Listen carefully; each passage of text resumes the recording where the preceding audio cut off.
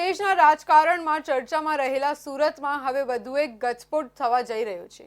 થોડા દિવસો અગાઉ આમ આદમી પાર્ટીમાંથી રાજીનામું આપનારા ધાર્મિક માલવ્યા અને અલ્પેશ કથિરિયાએ હવે કેસરિયા કરવાનો નિર્ણય કર્યો હોવાનું સામે આવી રહ્યું છે। એક ગુપ્ત બેઠકમાં મળેલી કાર્યકરોની મીટિંગમાં આ મુદ્દે ચર્ચા થઈ હોવાનું કહેવાઈ રહ્યું છે। સમગ્ર રાજ્યના રાજકારણનું એપિસેન્ટર હાલ સુરત બની ગયું છે। ભાજપના ઉમેદવાર બિનહરીફ જાહેર થયા છે, ત્યારે કોંગ્રેસના નિલેશ કુંભાણીએ ફોર્મ રદ થયા બાદ અન્ય ઉમેદવારોએ કરેલી પાછી પાનીને લઈને સુરત સમગ્ર રાજ્ય સહિત દેશના રાજકારણમાં ચમકી રહ્યું છે। ત્યારે અનામતની માંગણી અને ભાજપ સરકાર સામે વિરોધ કરવા જે સમિતિનું ગઠન થયું હતું તે પાટીદાર આંદોલન સમિતિ એટલે કે પાસ હવે ભાજપમાં ભળે તો નવાઈ નહીં। પાસના સુરતના કાર્યકરોની એક મીટિંગ મળી હતી।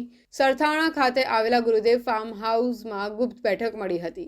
આ બેઠકનું આમંત્રણ પાસના અલ્પેશ કથિરિયા દ્વારા કરાયું હતું, જેમાં 200 કાર્યકરો હાજર રહ્યા હતા, જેમાંથી 150 જેટલા કાર્યકરોએ ભાજપમાં જોડાવાના પ્રસ્તાવને સમર્થન આપ્યું હતું, જ્યારે 50એ જોડાવાનો ઇનકાર કરી વિરોધ પણ નહીં કરે તેવી વાત ઉચ્ચારી હતી। સમગ્ર મીટિંગ અંગે સૂત્રો દ્વારા પ્રાપ્ત માહિતી અનુસાર પાસના કાર્યકરોની બેઠકનું આયોજન કરવામાં આવ્યું હતું, જેમાં હવે પછી કઈ રીતે આગળ વધવું તથા યુવાનો પર જે કેસ થયા છે તે પરત કેવી રીતે ખેંચાય તથા રાજકીય રીતે શું કરવું તે અંગેની ચર્ચા કરવામાં આવી હતી।